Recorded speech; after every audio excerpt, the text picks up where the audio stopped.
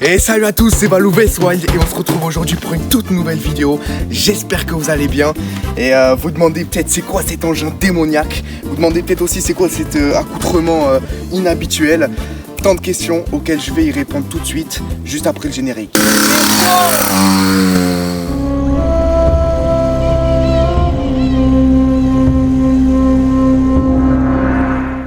Donc c'est parti pour la pétrolette V2.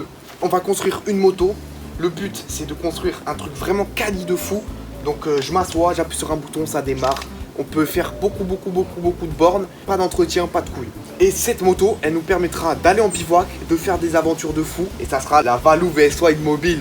Ça sera vraiment l'engin, l'emblème de la chaîne. Voilà, donc on se retrouve dans à peu près une semaine. Le temps que les pièces, elles arrivent.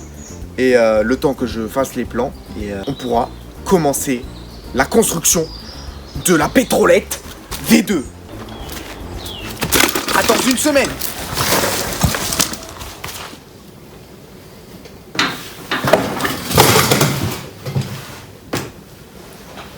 Oh.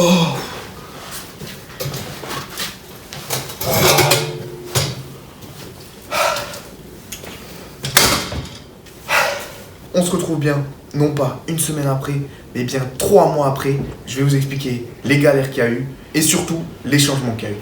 Pour commencer, j'ai eu 3 problèmes. Le premier problème, c'est que j'ai déménagé il n'y a pas très longtemps, ce qui fait que j'avais plus d'atelier, plus d'endroit pour bricoler. Donc, j'ai dû construire ce magnifique atelier, comme vous pouvez le voir, qui est composé d'une première table où là, on va pouvoir bricoler à fond dessus, d'une deuxième table où toutes les pièces elles sont entreposées, et d'une troisième table que j'ai construite moi-même où toutes les machines sont posées. Pour le deuxième problème, je voulais construire toutes les pièces moi-même. Je voulais construire le cadre, je voulais construire le bras oscillant, je voulais construire le pot et plein d'autres pièces. Mais je me suis vite rendu compte que rapport temps qualité-prix, ça valait pas le coup.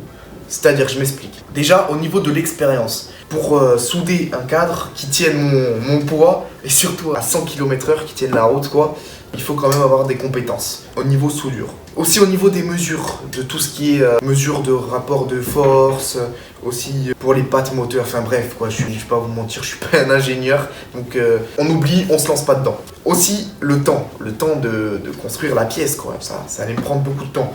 Et aussi au niveau argent. Parce que, pourquoi vous allez me dire argent? Parce que je suis parti sur le bon coin. Le bon coin. Vous allez comprendre pourquoi je ris. On va en venir de le bon coin. Donc, sur le bon coin, j'ai trouvé des cadres vraiment pas chers pour 40 balles. J'avais un cadre tout fait, donc franchement, ça valait pas le coup. Donc, le projet a pris une autre tournure. Ce qui nous amène au problème numéro 3. On va le diviser en 2 groupes. D'un côté, les gens de le bon coin. Ah là là. Et de l'autre, moi. Alors pourquoi moi? Parce que au début de ce projet, j'ai acheté différentes pièces, mais malheureusement, elles n'étaient pas adaptées. Donc j'ai un petit lot de pièces que j'ai achetées qui n'étaient pas adaptées. Donc j'ai pas été très fut-fut. Mais passons au plus croustillant. Les gens de le bon coin. Ah. Pour commencer, j'ai fait pas mal d'achats sur le bon coin. Alors, je les ai pas achetés en main propre, faites attention, je les ai achetés en colis. C'est-à-dire que les gens me les envoyaient. Donc, il y a des gens auxquels ça s'est très bien passé, ils sont très corrects, conformes à la description. Mais il y a des gens comme la dame qui m'a vendu mon premier tête-fourche, je sais plus comment elle s'appelait, on va l'appeler Véronique. Donc, Véronique vend un tête-fourche pour du 45-48. Super, tout ce qu'il me faut. J'achète le tête-fourche. Alors, une semaine après, je reçois le tête-fourche. Moi, tout content, je suis là, tout hype. Ouais, je vais commencer à le monter sur la fourche et tout pour voir ce que ça donne et tout. Là. Voilà le tête-fourche de Véronique. Je prends un pied à coulisse. Véronique, elle sait peut-être pas ce que c'est, mais je prends un pied à coulisse. Je mesure l'anthrax. 50. C'est pas 48, Véronique. Voilà. Ça c'est fait, première pièce où je me suis fait biter, on va le dire. Maintenant, passons à Jean-Luc. Alors, Jean-Luc, petite annonce sur le bon coin, vend de la durite jaune, de la durite essence. Il dit qu'il vend, je sais plus, c'était 2 mètres ou 3 mètres de durite. Je commande, tout hype, je reçois le colis. Et voilà-t-il pas ma déception, quand je vois que la durite, elle est pas jaune, mais elle est verte et qu'il y a que 1 mètre, au mieux de 2 mètres ou 3 mètres. Voilà, deuxième fois que je me fais couiller sans déconner. Mais ça aurait pu s'arrêter là. Mais non, je commande des poignées jaunes, et voilà-t-il pas que les poignées jaunes, que Jérémy ou je sais plus qui me vendait, quand elles arrivent, elles sont grises. Putain, ça me fout les boules. Vous êtes daltonien ou quoi? C'est pas possible, vous savez pas vous servir d'un pied à coulisses. Voilà ce que je vais faire, Véronique. Véronique Connect.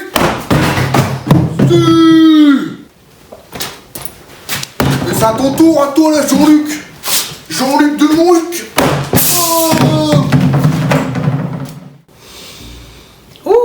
Ça m'a fait du bien, ça m'a détendu là, je suis détendu. Mais bref, tout ça pour vous dire que si vous commandez sur le Bon Coin, surtout en livraison, faites attention parce que vous pouvez pas voir l'état des pièces avant. Après, le système Le Bon Coin, il est quand même bien fait, j'ai pu me faire rembourser illico presto, donc GG à eux. D'ailleurs, je vous ai pas dit, mais je mets le lien de mon Le Bon Coin en description. Donc tous ceux qui sont intéressés pour des pièces de dirt, ben, n'hésitez pas. Si vous pouvez trouver votre bonheur, eh bien tant mieux. Bref, on va passer au dernier sujet. Le sujet qui pique les fesses.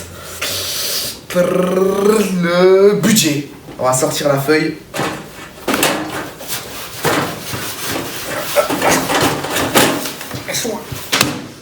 Ah là là, tous ces chiffres là, ça me pique les yeux là. Il y a beaucoup de pièces. Bref, je vais pas vous détailler toutes les pièces une par une, mais on est aux alentours des euros. Ah, vous avez pas entendu?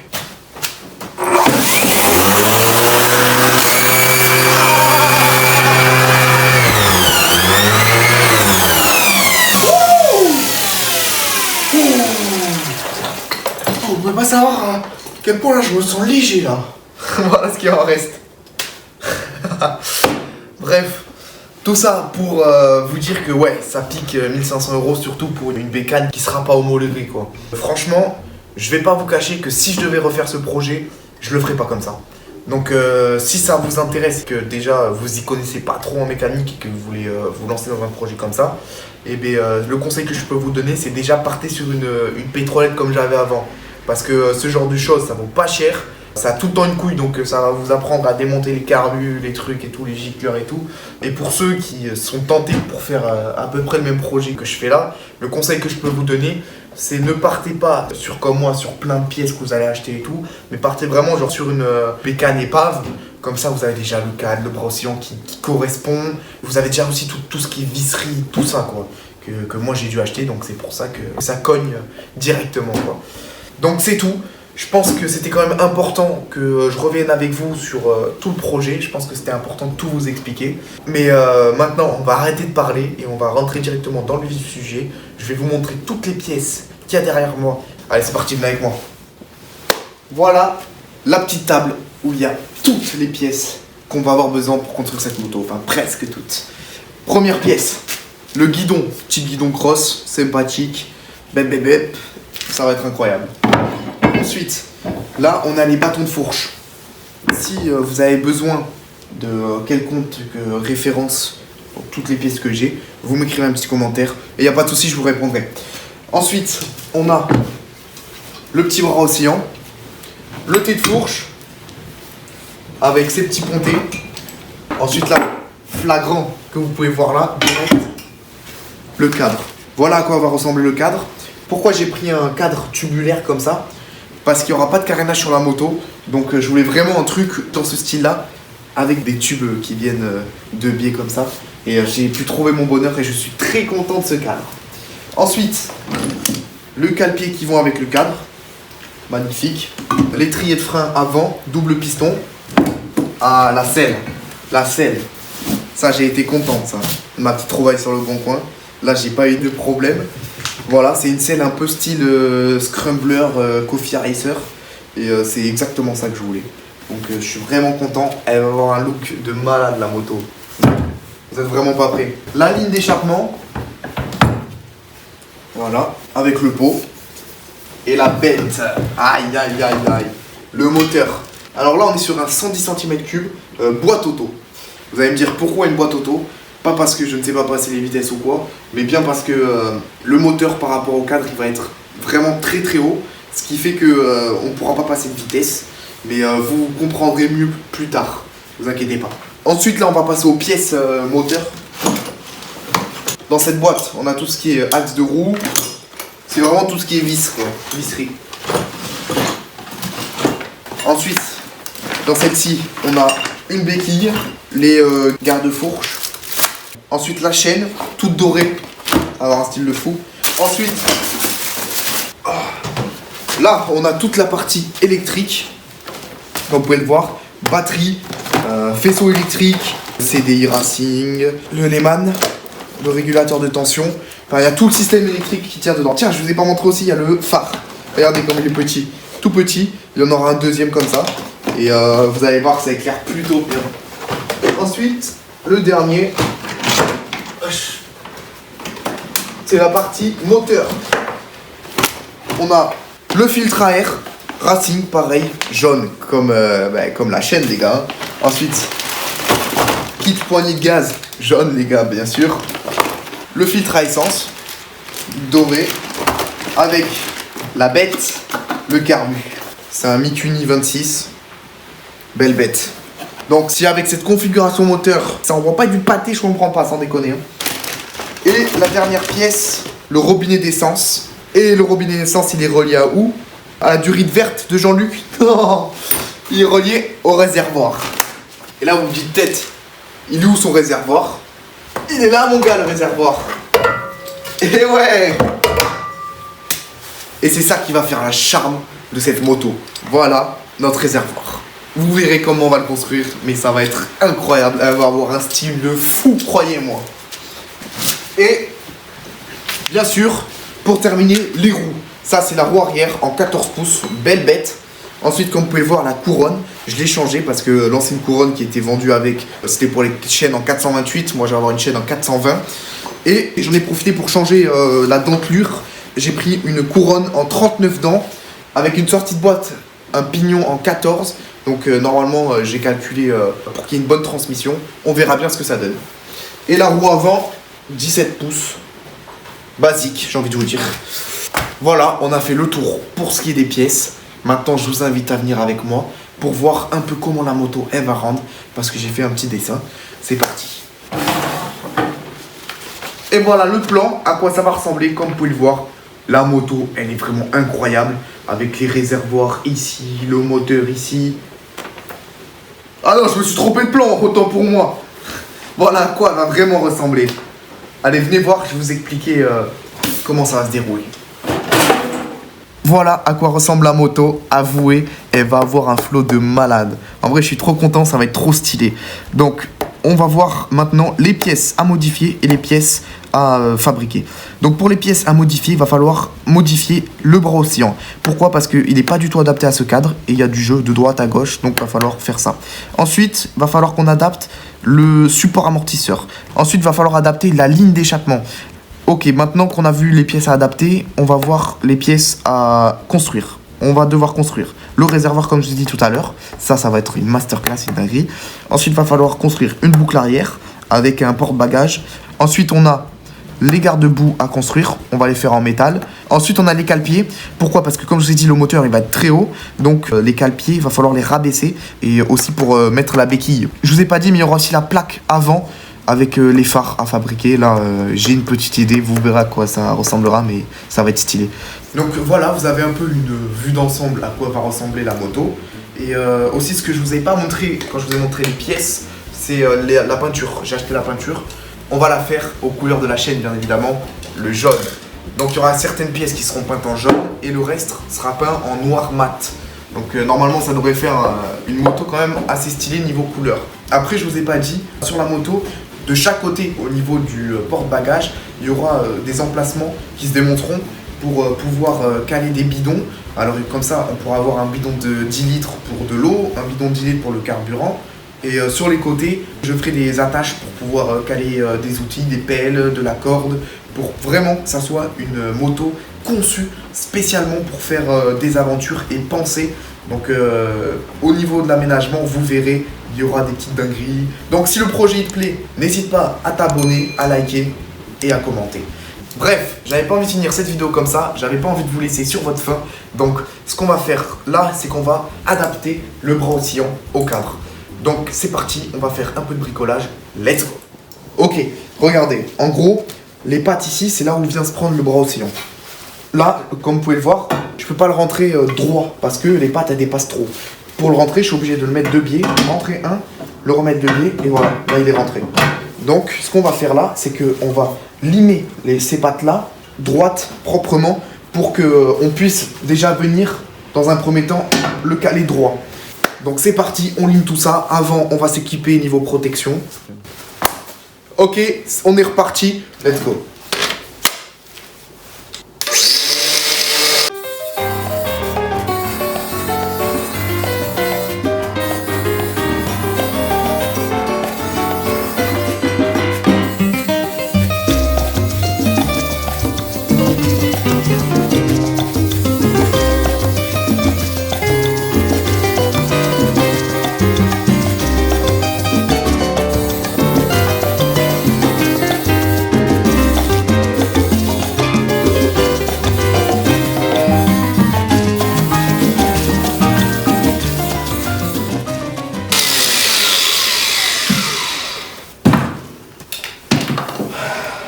Et voilà ce que ça donne. Comme on voit, ça rentre toujours pas, donc on va limer encore un peu plus. Là les gars, il va falloir qu'on y aille tout doucement, parce qu'il reste vraiment genre pas beaucoup de centimètres avant que le bras y passe. Donc je vais enlever un tout petit peu, une petite couche, et après on terminera à la main, histoire qu'on soit vraiment pile. Allez, let's go.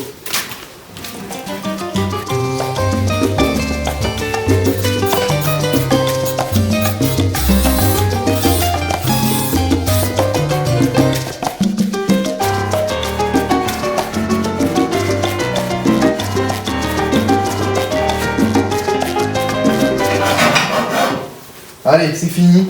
Venez voir, je suis vraiment content du résultat. Donc comme vous pouvez voir, avec la lime, j'ai vraiment réussi à bien le finir.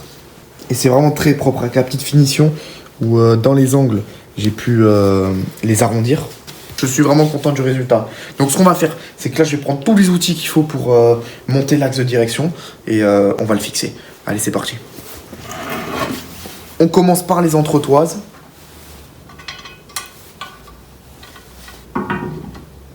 Ensuite, l'axe de direction.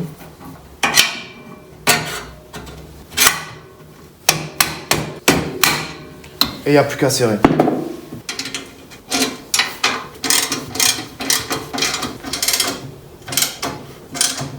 Ok, maintenant c'est le verdict. On va savoir si notre adaptation, elle marche. J'espère qu'on a bien bossé. C'est parfait. C'est incroyable. Franchement, je suis vraiment content. Et je peux vous dire que ça me soulage parce que je savais pas du tout comment m'y prendre au début. Et au final, j'ai réussi à l'adapter. Mais je peux vous dire que ça m'a quand même demandé du temps de recherche. Et je voulais remercier aussi tous ceux qui m'ont aidé pour me renseigner sur le bras oscillant. Vous vous reconnaîtrez, merci à vous. Allez, c'est parti maintenant que le bras, il est adapté. On va monter la bécane.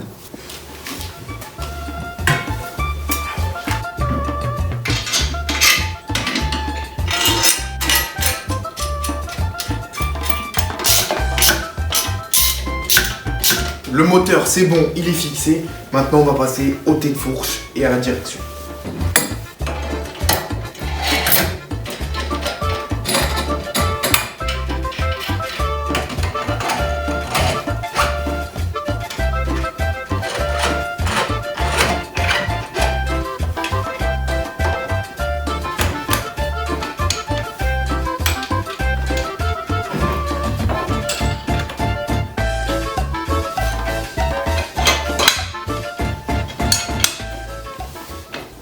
Et voilà, le corps de la moto est monté.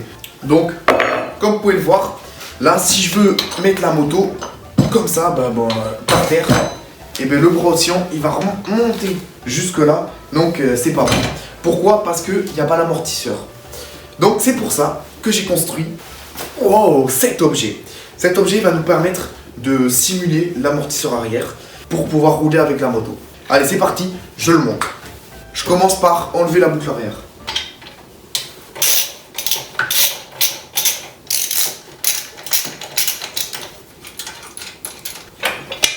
Et maintenant, on a juste à fixer cette vis ici, une vis ici, et ici, ça prend dans l'amortisseur.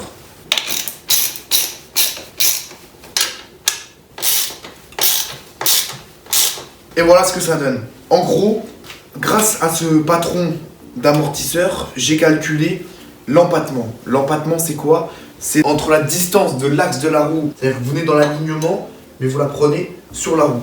Et l'autre, celle qui est ici. En gros, comment j'ai fait pour calculer cet empattement? Bah, j'ai pris l'empattement d'une dirt grande roue. Voilà. Allez, on va enlever le tabouret qui est en dessous. Voilà, là c'est propre. Je suis vraiment content du résultat et vous pouvez voir à peu près à quoi elle ressemble une fois les deux roues au sol.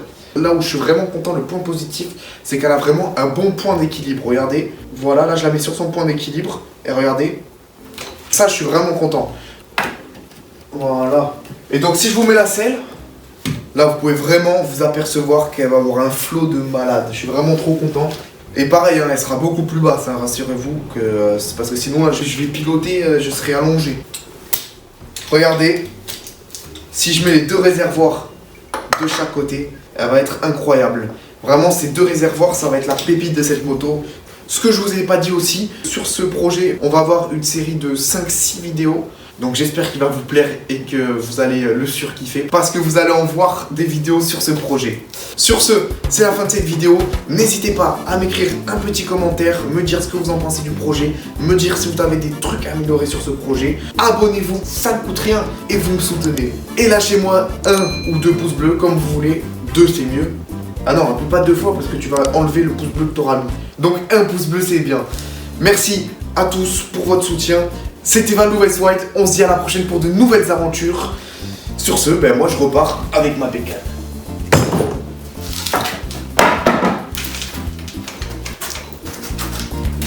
Ciao!